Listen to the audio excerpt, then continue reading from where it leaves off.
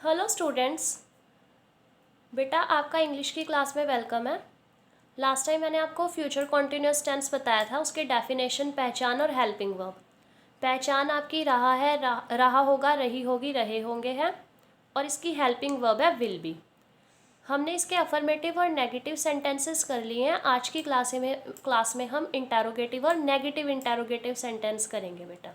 Okay, प्रश्नवाचक वाक्य। तो आगे आप इंटरोगेटिव सेंटेंसेस देखेंगे बेटा। इनके इंटरोगेटिव सेंटेंस का रूल है will plus subject then be आएगा। मैंने आपको लास्ट टाइम भी बताया था, जैसे नॉट जो लगता है वो विल के बाद लगता है, ऐसे ही जो इसके इंटरोगेटिव सेंटेंसेस हैं उनमें हम विल भी पूरा एक साथ आगे नहीं लिखते, हम ओनली फर्स्ट वाला वर्ड लिखेंगे विल, ठीक है। और वी सब्जेक्ट के बाद आ जाएगा। जैसे वो मीन्स सब कुछ सेम चलता है वैसे ही होगा। हम पहले सब्जेक्ट के बाद वर्ब लिखते थे, बट यहाँ पे वर्ब से पहले हमें बी लिखना होगा, ठीक है। Will plus subject plus be, will be जो हेल्पिंग वर्ब है, बट सिर्फ विल आगे लिखना है, प्लीज़ बेटा इस पे ध्यान देना। Will plus subject plus be, verb की first form plus ING, object and question mark for interrogative sentence, because यहाँ पे इंटेरोगेशन शो हो रहा है, क्वेरी शो हो रही है। ओके, तो एग्जाम्पल यहाँ पे दो मैंने दे रखे हैं। फर्स्ट एग्जाम्पल है, क्या वे खाना पका रहे होंगे। ओके, क्या वे खाना पका रहे होंगे। तो रूल के अकॉर्डिंग हम चलेंगे। सबसे पहले लिखेंगे विल, उसके बाद हमारा सब्जेक्ट आएगा, सब्जेक्ट वे के लिए हम लिखेंगे they. Will they then be, will they be cooking food, verb की first form plus ING and object, will they be cooking food. Okay, next example है, क्या अमन पतंग उड़ा रहा होगा। क्या अमन पतंग उड़ा रहा होगा, रहा होगा रही होगी बताया था बेटा मैंने। तो फिर से सबसे पहले हम विल लिखेंगे, हमारी हेल्पिंग वर्ब, और सिर्फ विल आएगा, बी नहीं। देन सब्जेक्ट अमन, उसके बाद बी लगाएंगे। Will Aman be then flying a kite. वो सारा बहुत ईजी है, अब तक तो बेटा आपको ये अच्छे से पता लग ही गया होगा। Will Aman be flying a kite. Okay, आगे आप इसके नेगेटिव इंटेरोगेटिव सेंटेंस देखेंगे बेटा। Interrogation but with negation. तो यहाँ पे बेटा विल ही आगे आएगा, बिकॉज मैंने आपको ये पहले भी डिफाइन कर दिया रूल में कि सिर्फ हम फर्स्ट वाला वर्ड विल बी की जगह ओनली विल आगे लेंगे।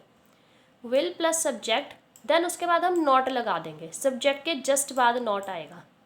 ओके, फिर बी, वर्ब की first form plus ING plus object. यहाँ पे मैं आपको इस टाइप के सेंटेंसेस जहाँ पे दो वर्ड होते हैं हेल्पिंग वर्ब के लिए, जैसे यहाँ पे दो वर्ड है हेल्पिंग वर्ब में, हमारे दो वर्ड है विल बी, तो उसके लिए एक ट्रिक भी बताती हूँ। आप बस ये ध्यान रखो कि बी के बाद ना आपको डायरेक्ट वर्ब की फर्स्ट फॉर्म प्लस आईएनजी लिखना है। अगर आप इतना ध्यान रखोगे ना बेटा तो भी कोई प्रॉब्लम नहीं होगी, सब कुछ सेम है वैसे ही, विल सब्जेक्ट नॉट ये सब आपको पता है। बट आपको ये याद रखना है, अगर मैंने वर्ब लिखा है तो वर्ब से पहले मुझे बी लगाना है, B E. Okay, helping verb का second word will plus subject plus not be, verb की first form plus ING plus object और क्वेश्चन मार्क। एग्जाम्पल बेटा आप यहाँ पे देखेंगे, क्या वह आज नहीं आ रहा होगा। क्वेश्चन नेगेशन में शो किया है और पहचान हुई है रहा होगा, फ्यूचर में कोई प्रोग्रेसिंग वर्क की बात हो रही है। ओके, तो क्या के लिए हमने विल लगाया, देन हमारा सब्जेक्ट आएगा, सब्जेक्ट वह है ही लगाएंगे, उसके बाद नॉट। अब बी कहाँ लगेगा, ही के बाद लगेगा बी या नॉट के बाद लगेगा। तो मैंने आपको बताया जब भी आपको वर्ब की फर्स्ट फॉर्म और आईएनजी लिखनी है उससे पहले बी लगाएंगे, मीन्स कमिंग से पहले बी लगाएंगे, ठीक है, वर्ब से पहले बी आएगा। और फिर today, will he not be coming today, क्या वह आज नहीं आ रहा होगा।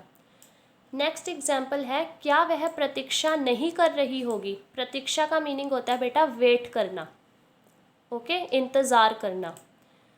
Will she not be waiting, प्रतीक्षा करने के लिए हम वेटिंग वर्ड लिखेंगे, और वेटिंग के आगे बी है बेटा, ठीक है, और नेगेटिव है तो वो हमने सब्जेक्ट के बाद नॉट लगाया।